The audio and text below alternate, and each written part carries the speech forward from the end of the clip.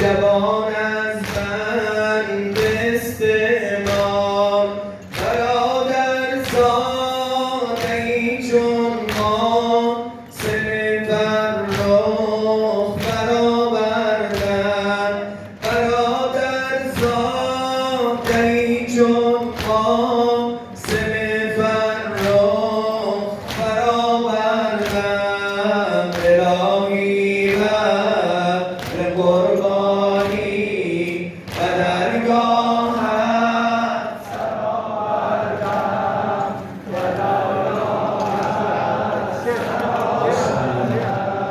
و الهی بر قربانی و درگاهت سرآوردم و درگاهت سرآوردم برای کشتن دونان برای کشتن دونان بدشت کربلا یارم بدشت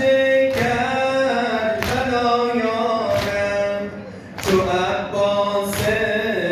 همایون کرد امیر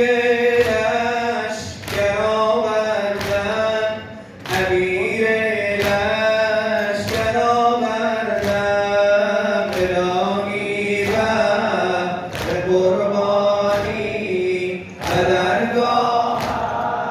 سرآوردم و درگاهت سرآوردم الهی بر قربانی و درگاهت سرآوردم و درگاهت سرآوردم برای آنکه همدردی برای آنکه همدردی کنم با مادرم زهرا کنم با مادرم زهرا برای خوردن سیری 3 سال دختر آوردم برای خوردن سیری 3 سال دختر آوردم الهی بر قربانی به درگاهت سرآوردم به درگاهت سرآوردم الهی بر قربانی